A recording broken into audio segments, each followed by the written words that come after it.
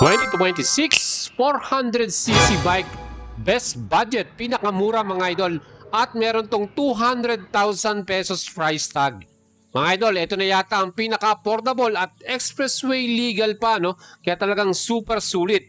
Kung kayo po ay naghahanap at dream nyong magkaroon ng isang bike at pwedeng pumasok sa expressway na meron tayo sa Pilipinas, ito na yung apat na model na pinaka-budget friendly. Kaya ito mga idols, isa-isayin natin lahat yan at ibibigay natin sa inyo ano ba yung pinaka-the best at swak sa inyong preferred na ride. Dahil syempre iba-iba sila ng kanilang specs at pangalawa yung kanilang category.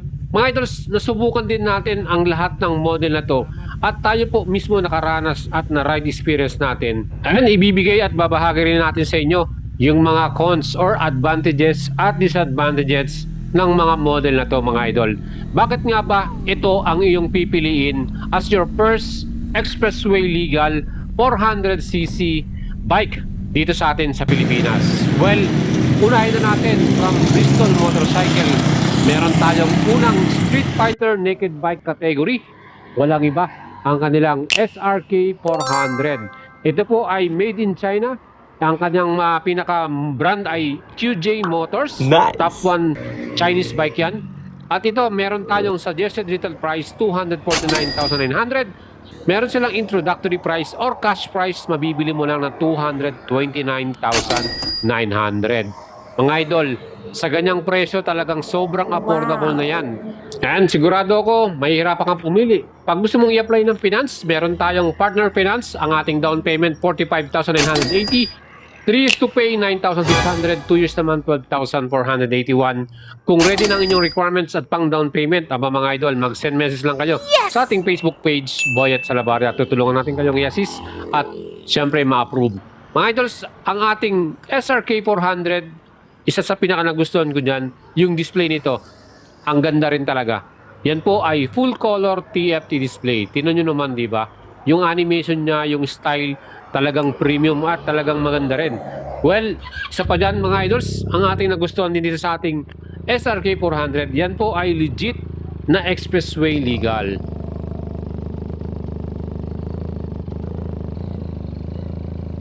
At ang engine type nito ay inline mga idols, kaya ang ganda ng kanyang exhaust sound, lalo na kung naka-muffler ka, no? So meron tong total engine displacement 400cc, 2-cylinder, 8 valves, double overhead cam, liquid cooling, fuel injected, at meron tong clutch na multi-plate wet clutch. Plus, naka 6-speed manual transmission.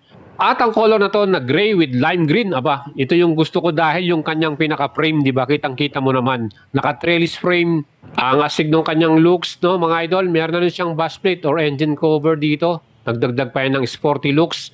And one more thing, yung bigat ng model na to, hindi siya ganun kabigatan din. Meron pala tong wet weight or curb weight 186 kg.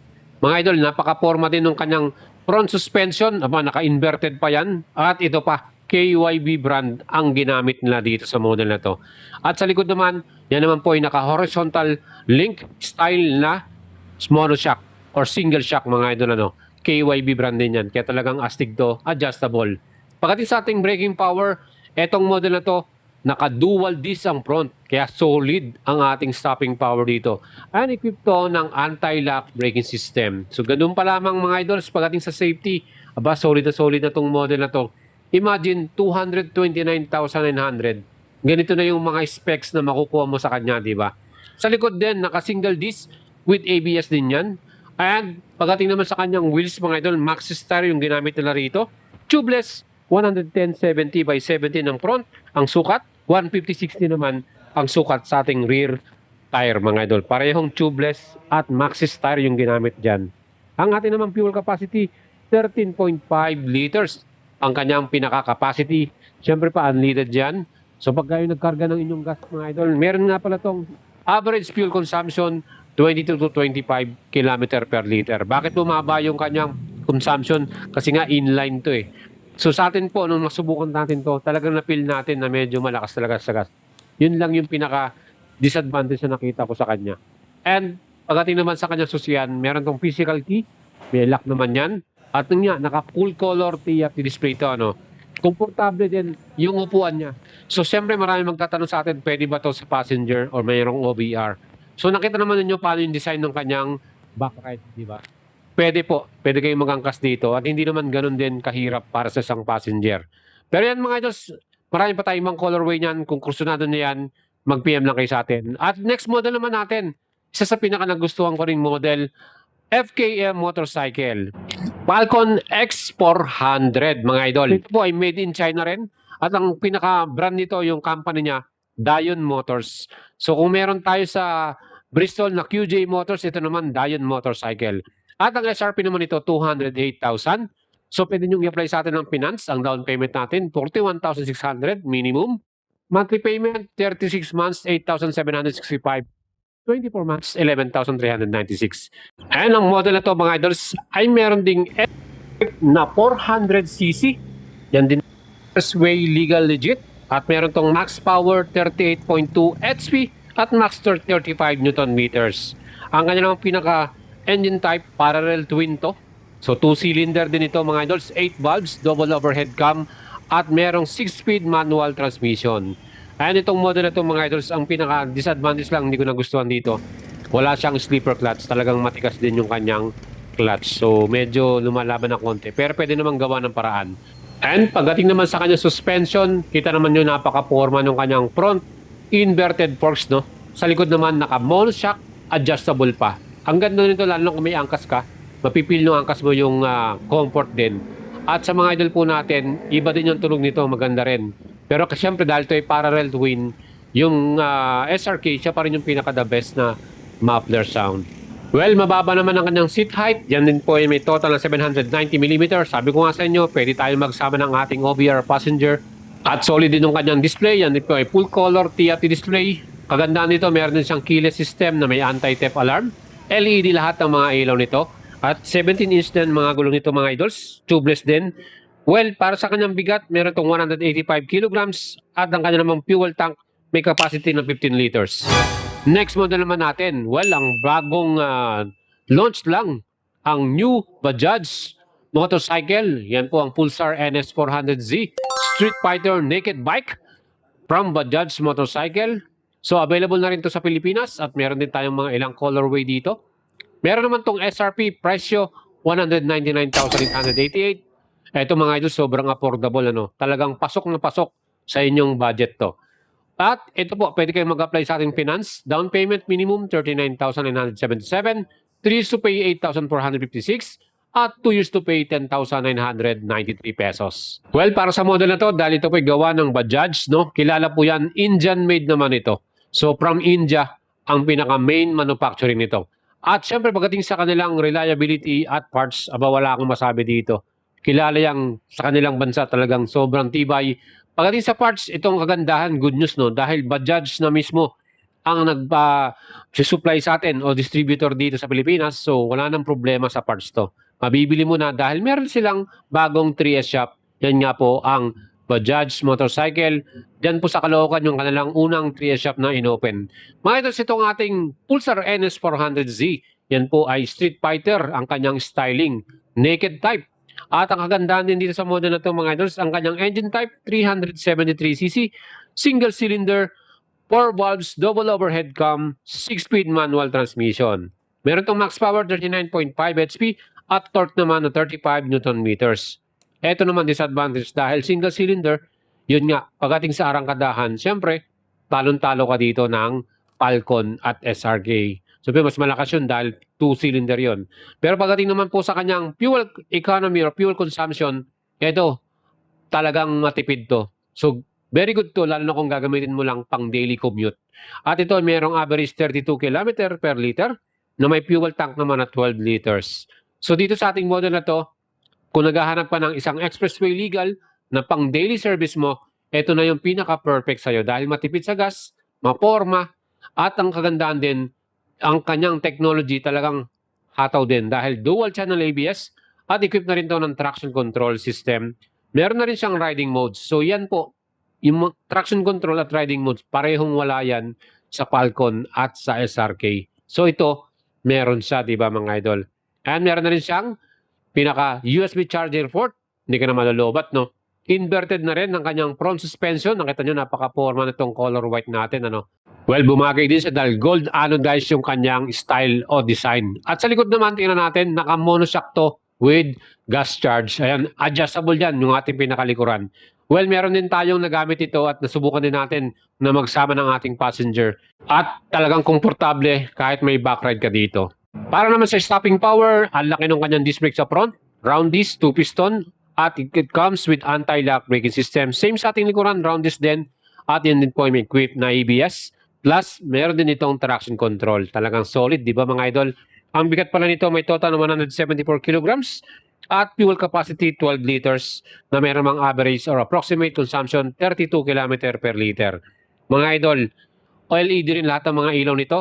At sa kagandahan din mga idol, meron tong 4 riding modes. Ayan po yung pinakatangke niya, yung design niya, yung styling niya. So mga idol, yung kanyang mga switches and button, ibang klase din, maganda rin. So ito po yung pinaka-updated model na, this year 2026. At meron na rin tayong bagong display. So combination ng LCD at TFT display. Yan po ang ating NS400Z. Mga idol, ano bang kursunado nyong ilabas? Ito ba na medyo matipid sa gas, 30 plus?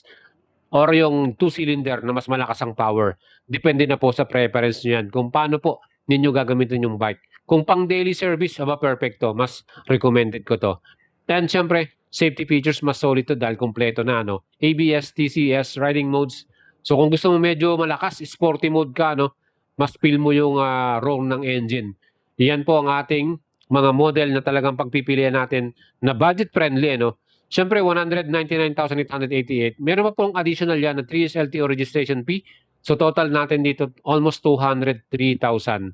Yan po yung ating babayaran for this new model from Bajaj Pulsar. May mga iba pa silang mga dealership pero yung ating first open Bajaj store, yan po ay located sa Caloocan. At kung kayo interesado na magbumili nito, well, you can apply sa atin. Mag-PM lang kayo sa ating page, Boyet Salabaria, and syempre we will assist and help you na makakuha niyan mga idols. At itong ating model na to, yung seat height pala niyan, 805mm. So kung may sukat ka na 5'3", 5'4", 5'5", talagang medyo tipto ka na dyan. Ako nga, medyo angat pa yung paa natin dito eh. Ayan po yung mismo yung ating display. Makikita nyo sa left side, yan yung TFT. Sa right side naman yung LCD. So dito, pwede nyong baguhin yung inyong riding modes. Halimbawa, sport mode kayo or eco mode. Depende po sa preference niya. Kung gusto nyo matipid, eco mode. Kung gusto nyo medyo walwal, malakas yung arangkada ninyo dahil yung engine natin, naka-sport mode ka naman. So yun yung pwede nating baguhin dito sa model na to. At ang kagandaan din, ang forma ng kanyang front face. Boomerang yung kanyang style. Pinaka-front headlight natin, may daytime running light tayo dyan. At ito, meron tayong projector lamp sa pinaka-front natin. Siyempre, mga idols, depende na rin sa inyong preference. Meron na rin siyang crash guard na naka-install. So kung gusto nyo maglagay ng pinaka-mini driving light dito, pwede rin kayo maglagay dyan. At kung gusto nyo maglagay din ng dashcam, nasa sa inyo na yan. So, yan po yung mga nakikita kong pwede nating i-upgrade. So hopefully may nakita na rin tayong gumawa ng top box frame nito. Kasi nga, hindi pa siya naka-top box ready. Sana ginawa na ng top box ready na rin para kumpleto na baga. So yan guys. Ayan po ang ating pang daily service, ang ating bagong NS400Z. May color black, color red, at color white para sa ating pagpipilian na color choices dito sa ating NS400. At syempre meron din siyang kakambal, pang touring naman. Ito pang malayuan, talagang magandang gamitin to. Yan nga po ang ating bagong Dominar 400. So meron na tong mga accessories at mga nilagay nilang pwede nating gamitin. So kung gusto nyo gawin at lagyan ng mga top box, yan po yung itsura niya, ang forma, diba? So astig din talaga ang galawan nito. Meron pala tong presyo, 208,888. Almost the same siya ng Falcon Post X400, At kung gusto mong i-apply sa atin ng finance, pwede kayo mag-apply sa atin. Down payment, 20%, 41,000. 3 years to pay, 8,799. 2 years naman, 11,440. At kung ito yung mapipili mong ilabas mga idol, meron tayong tatlong colorway na pagpipilian. Itong Aurora Green, yung natin nasa ating video. At meron pa tayong Charcoal Black at Red. Color red, Racing Red. Ayan mga idol. So itong ating Dominar 400, may mga accessories na yan. Gaya itong windscreen, yung ating top box ready. Meron na rin siyang bash plate. At meron na rin handguard cover. So naka-inverted forks din ito. Ito naman may crash guard ready na rin. So kumpleto na rin. Ang engine type ito 373.3cc, single cylinder, 4 valves, double overhead cam. At meron itong 6-speed manual transmission. At equipped na rin ito ng sleeper clutch. Plus max power 39.4 HP at torque naman 35 Newton meters. So dito sa ating model na to mga idols, naka-inverted forks din ng front at monoshock din with gas charge yung ating rear suspension. Adjustable din yan. Pagdating sa ating braking power, round distance at naka-bi-brake caliper. Equipped to ng ABS. So meron tayong anti-lock braking system sa front brake natin at sa rear brake. At this model, meron na rin tayong equipped na safety features, traction control. So solid na tong ating 2026 Dominar 400 mga idols. Ang wheels nito naka 17-inch din ng front at sa likod naman ganun din 17-inch tubeless, 130/60 sa 17 sa rear at 110/70/17 sa ating pinaka front. Well, para sa atin namang pinaka-upuan, ito, masasabi ko dahil pang-touring model to, makapal yung foam, malambot, at mas maganda to, lalo na kung may OBR ka lagi. Kung lagi kang may nihahatid, may kasama ka, mas maganda tong Dominar 400.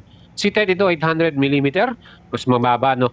At ang ating model na to may bigat na 192 kilograms, may konting bigat lang din. Pero kagandahan nga rito, adjustable pa yung mga levers at yung kanyang switches and button bago na rin. So mas easy na gamitin at syempre kitang-kita mo kaagad. Plus makita mo talaga yung reliability, yung build quality niya. Mukhang reliable at mukhang matibay. May hazard light na rin for our emergency. At dito sa bandang gitna, nandyan na yung USB charger type A natin. So meron siyang cover. So kagandahan, syempre pa, yung ating pinaka-display combination ng TFT at LCD display. At yan po, meron din tayong riding modes dito. So meron tayong sport mode. Kung gusto mo matipid, eco mode naman ang inyong gagamitin na riding modes natin. At ito, pakinggan naman natin yung kanyang pinaka-muffler sound. Ayan.